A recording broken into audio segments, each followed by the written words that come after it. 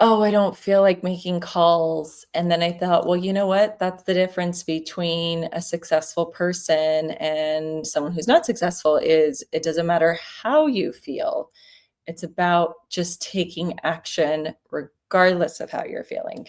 So therefore, I'm like, doesn't matter how I'm feeling. I got to get on. You know what? Yesterday, I actually did some follow-ups before my live. And then this afternoon, 3 of them actually responded back. I only reached out to like 5 because I ran out of time. But I reached out to 5 and like 3 responded. And it was such a pleasant text message going back and forth as I was driving from between appointments. I haven't really felt like dialing today, battling a headache, but fine, I'll dial with you. There you go. That's the attitude, Matt. Good job. Yes, even on those days. And you never know, that headache might just help you get a lead. So why not? Even if you do it for like 30 minutes, just 30 minutes and be like, I did it. I had a headache and I did it. You know what I mean? I was still negotiating. I was still have those 2 pending deals and I'm like working on keeping those together and everything moving along. And it's so stressful. And I was like, I got to get all of that out of my way so I can just like focus on this. On a day where you want to do just like create content and then you want to make calls, it's a complete mental shift. So my advice for anyone who does their own content, I recommend doing content on a particular day because it's very hard. I guess it's like left brain, right brain. And it's hard to kind of get into that groove of being artistic because dialing is very different. And I made sure to be on my Ethernet cable instead of the Wi-Fi. I don't want any delays. I want 0 delays. We're gonna get a lead. I'm already calling it. We're getting a lead. We're getting a lead. Matt, you and I are getting a lead. Question is, who's gonna get the lead first? It's a race. Perfect. I'm doing double line dialer as well. Okay, awesome.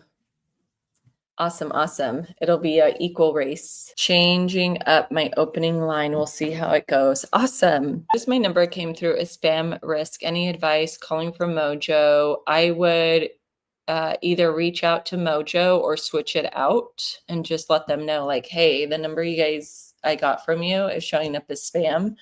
But if that's the case, what I've usually done is just swapped it out. And you want to make sure, did you whitelist it through Mojo? And then maybe how long have you had it? If you, I mean, even if for some reason one of my numbers came up as spam right now, I would just automatically switch it out. That's like the only answer. Yeah, that's the only thing I would say. Hey, Nancy. Hello, everyone. Happy Friday. I'm dialing while listening in. Okay, cool. And Matt, Nancy, the 3 of us are dialing. Matt's doing the double line dialer. I'm doing the double line dialer. Let's see who can get a lead first. I'll do the double line. I'll do the double dial. Just going to start right now. Okay, cool. Yeah, so if you whitelisted it, I'm kind of surprised. The only thing I would say then is get a new number, make sure to whitelist it immediately, maybe even go to freecallregistry.com, whitelist it with them. And then when you get that number, you really want to ease it into the system and maybe just take it slow. Like I would say, I'm assuming you don't have the triple line dialer because I would just say start with a single line dialer for like a month. And then you could ramp it up to like the double line dialer if you want eventually, or you can always just stick to the single line dialer. But I would just take it as baby steps.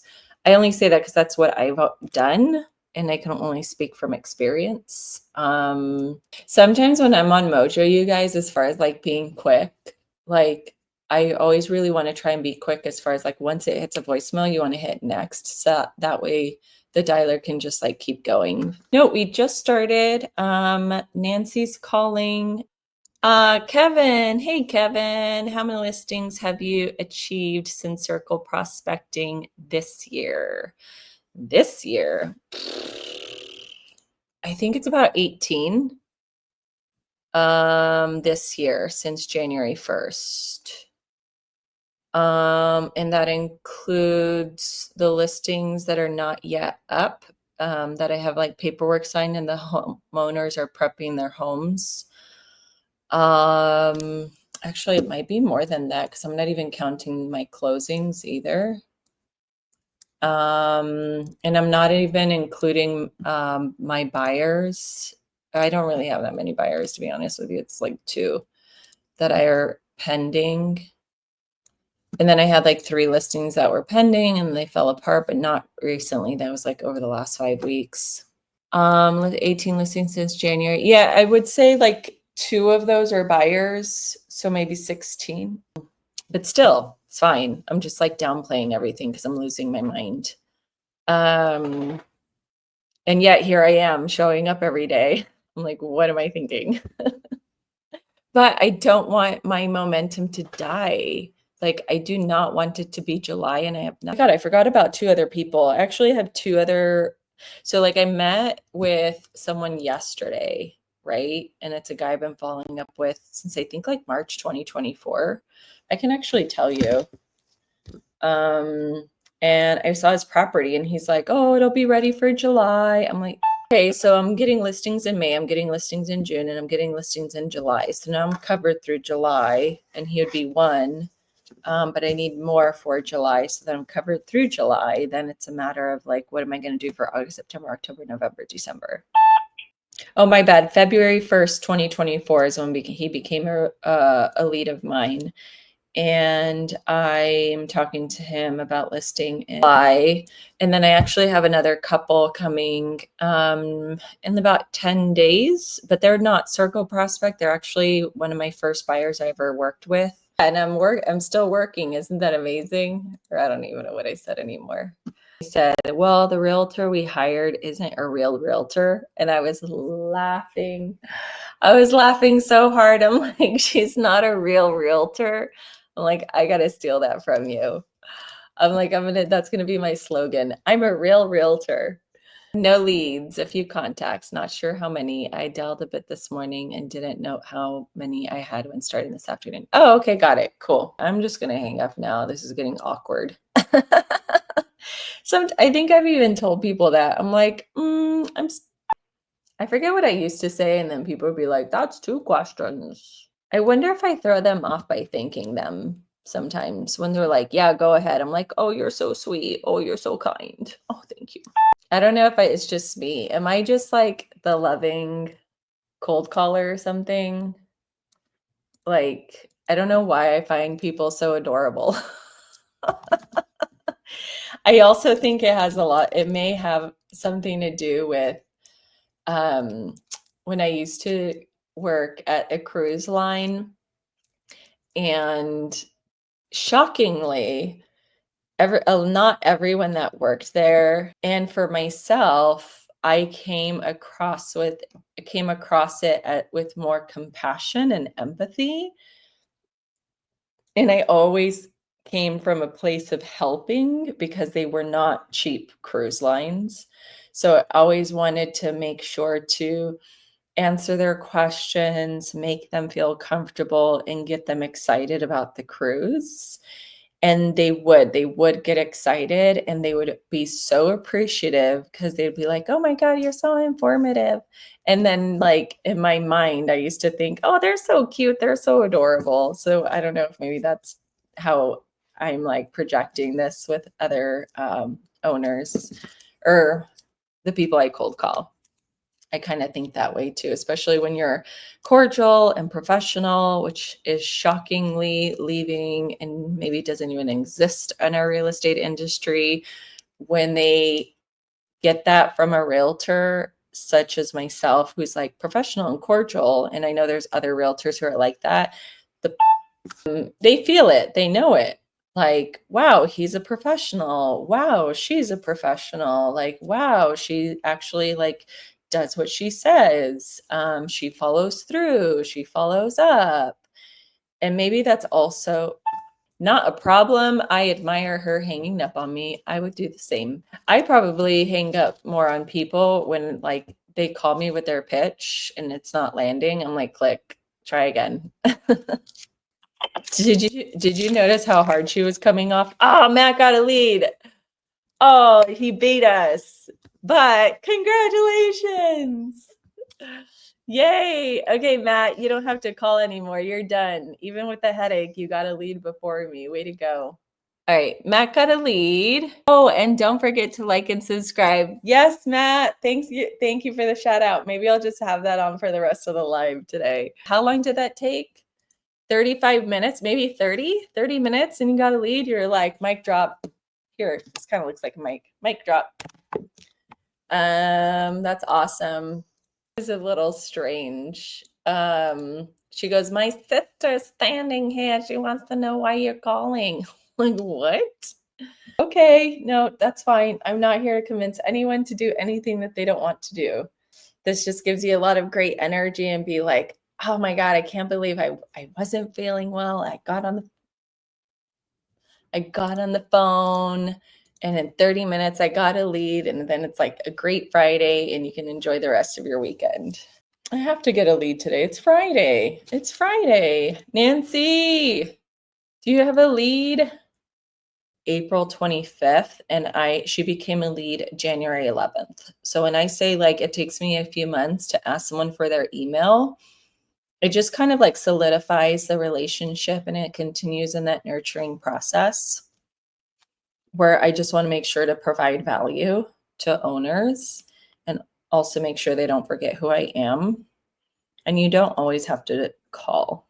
Realtors in the industry try to automate everything and they just want to shove people into their box of like email campaigns and mailers and just like anything automation really.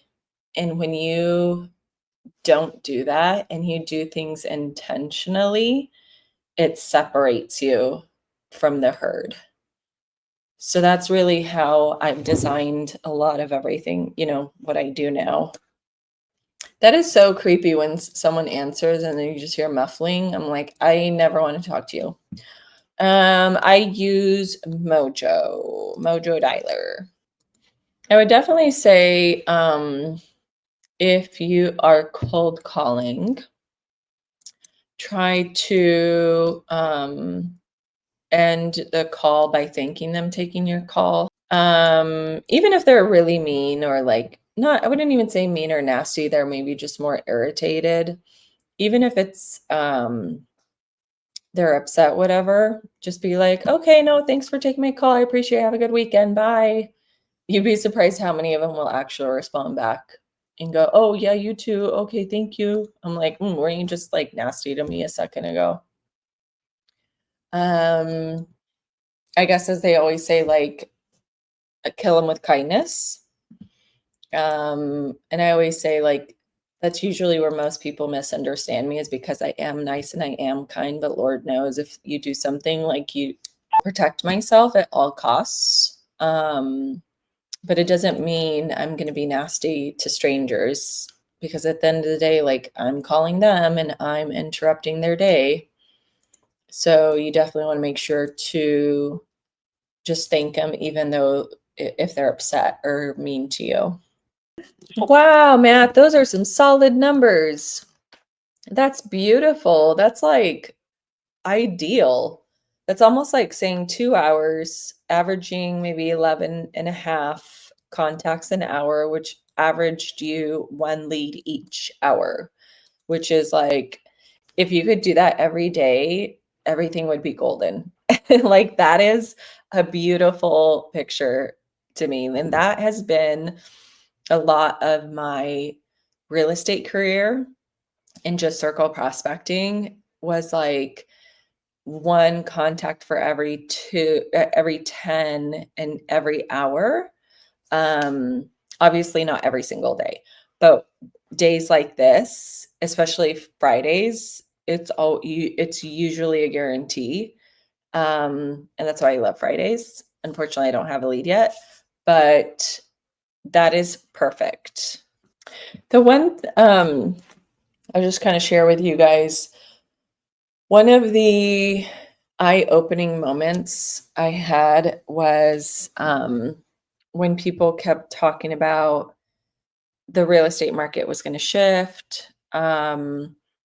it was going to get worse. You had to put more time in. Also remembered hearing a lot about it doesn't matter what the market is doing, there will still be transactions.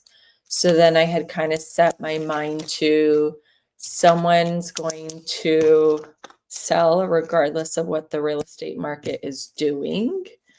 So then also when it came to circle prospecting, I thought I need to find people who are thinking about selling regardless of what's going on in the world, because maybe job relocation, their kids are moving out, they bought another house, whatever the case may be. So that's why I always tell people, I'm not here to convince you. I just didn't know if that was something you were already thinking or planning about, because people are planning. And like it takes months, many, many, many months for somebody to finally put a sign in their yard.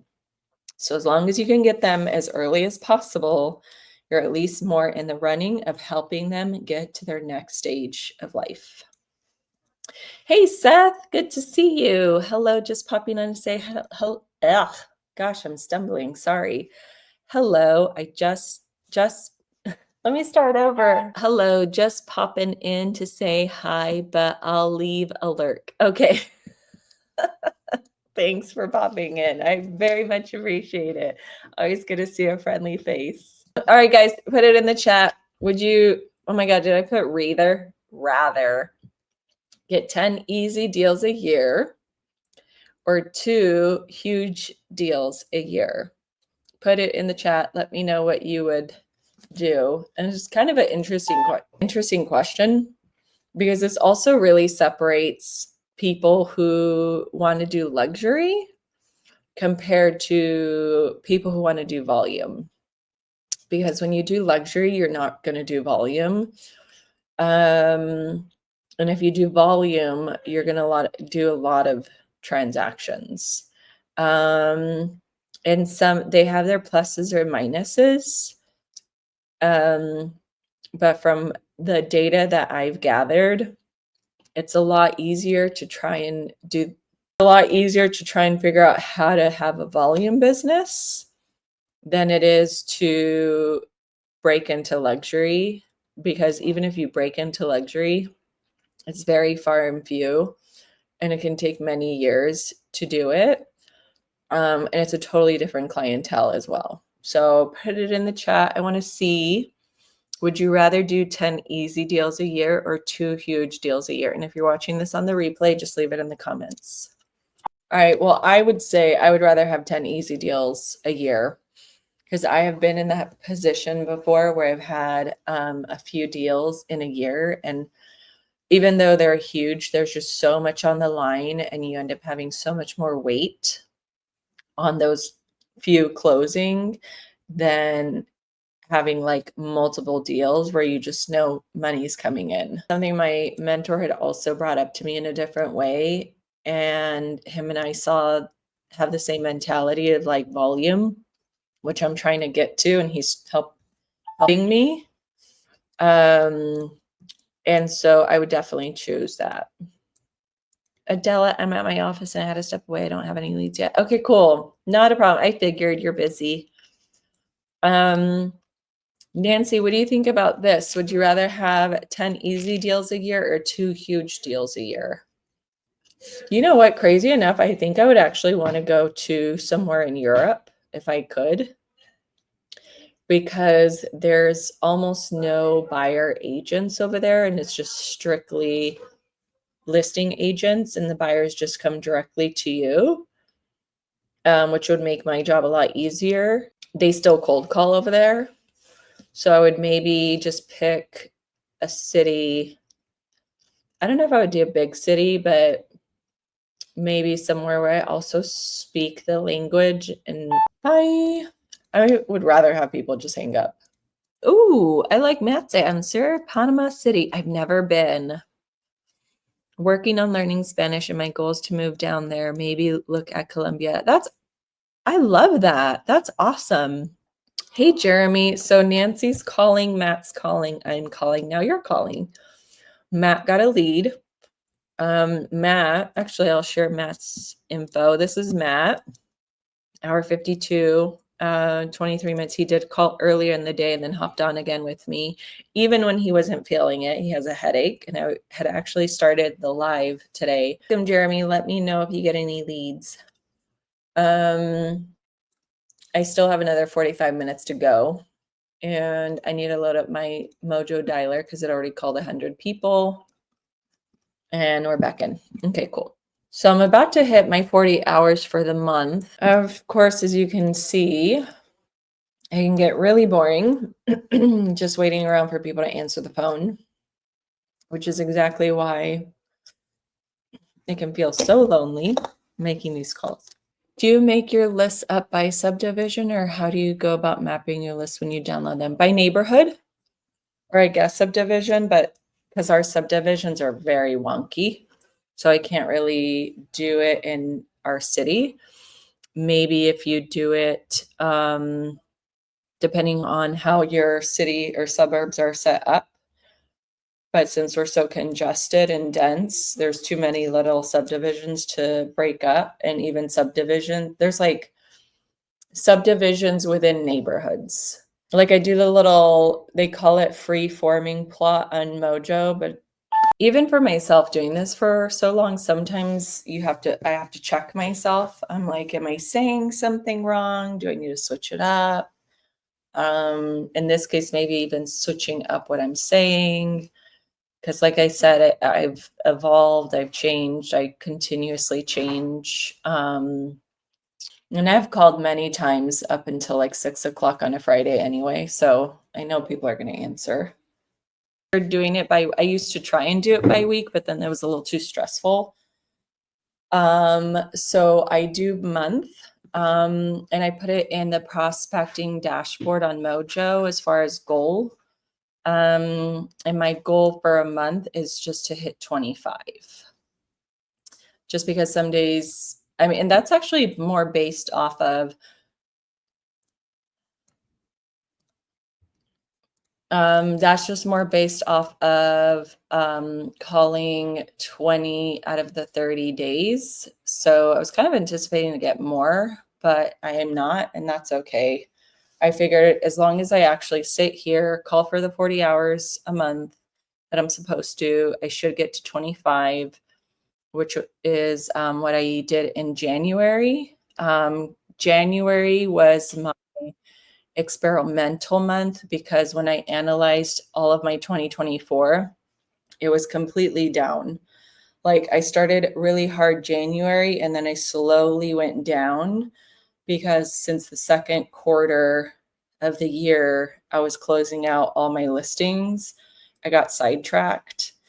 And that's also when I reached out to my mentor and I was like, how do I keep going? And he's like, well, you got to make sure you're showing up every day and making calls, because when you do that activity consistently, that's the only way you'll have consistent business. And I remember even on one of my coaching calls with him, I said, oh my God, I'm so slammed. I'm taking all these listings. I'm kind of freaking out. Like, I don't know if I can call. And he's like, Adela, that's the big mistake. That's exactly where you fall into a trap of not having future business.